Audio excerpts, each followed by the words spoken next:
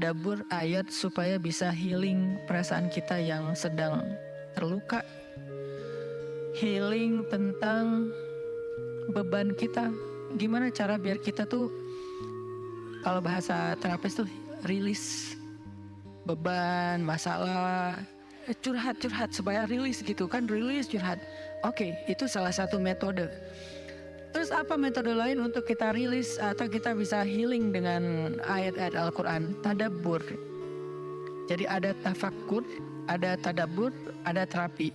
Islam tuh banyak banget hal-hal yang bagus, tapi tidak ada yang lebih indah dan lebih tepat dan lebih efektif daripada terapi dengan tadabbur Al-Quran. Bukan hanya baca, tapi tadabbur Al-Quran. Menghayati, memahami pesan-pesan Allah di dalam Al-Quran. Makanya ketika Nabi punya masalah, obatnya Al-Quran. Itulah kenapa di dalam Al-Quran Allah menyebutnya wasyifa'un lima fis sudur. Dia itu obat, penyembuh, bahkan bukan obat. Kalau obat itu dawa, kalau syifa penyembuh. Dawa belum tentu sembuh, bisa sembuh bisa enggak. Tapi kalau syifa ya udah pasti sembuh. Maka Allah menyebutkan Al-Quran itu sebagai bukan dawa, tapi disebutkan sebagai syifaun lima fis sudur, obat hati, obat jiwa, obat mental. Walaupun banyak ulama menganggap bahwa dia juga bisa menjadi obat fisik, dan saya percaya itu.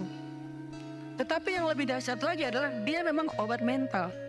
Pertanyaannya, bagaimana menjadikan Al-Quran sebagai syifa, healing? Ayat-ayatnya gimana cara kita mentadaburinya? Semua ayat sama, cuman yang membedakan satu dengan yang lain fadilahnya.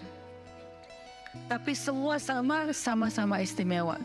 Jadi nggak boleh ada satupun ayat yang kita anggap nggak penting. Alif Lam Mim, apa pentingnya ya? Nun, Qaf, Shad, satu huruf doang. Enggak, biasa aja.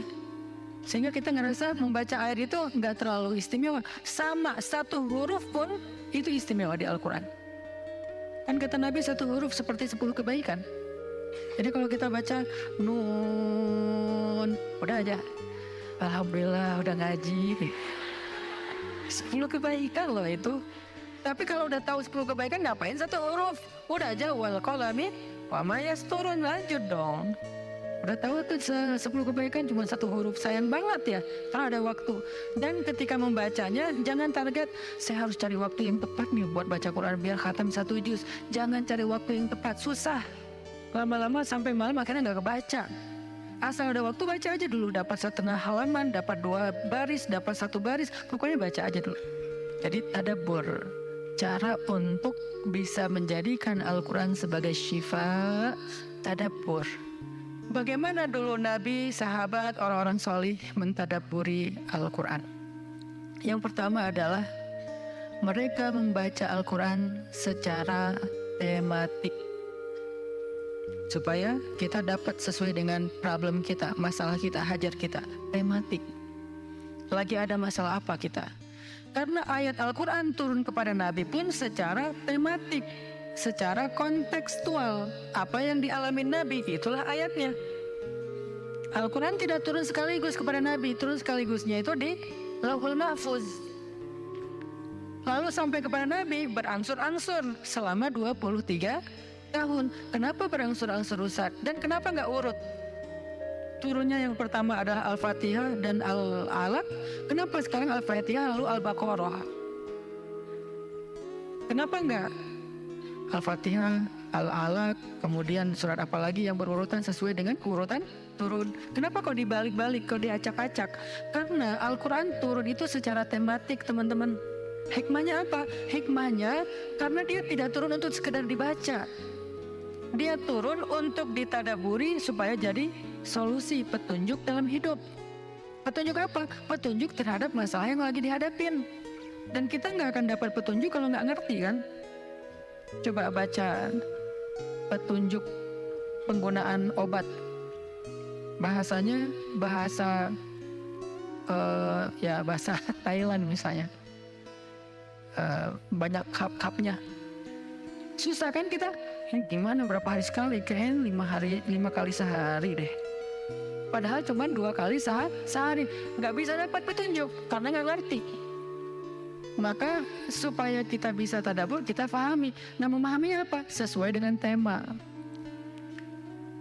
Kita boleh aja bagus banget malah baca Al-Quran secara berurutan, tapi itu target baca ya, target tilawah, bukan target tadabbur. Tadabbur beda sama tilawah. Tilawah tetap dia nggak usah diganggu gugat, udah segitu aja. 1 hari 1 juz, setengah juz, 2 bulan sekali khatam, sebulan sekali khatam, itu lanjut aja udah. Karena itu memang target membaca. Tapi target tadabbur beda sama target membaca. Bikin 2 target. Kalau tadabbur memang nggak panjang-panjang dan nggak berurutan, tematik. Kita mau lagi masalah apa sih? Gimana kita cari temanya Ustadz? 1, bisa nyari ke Simbah Google, ayat tentang klik keluar.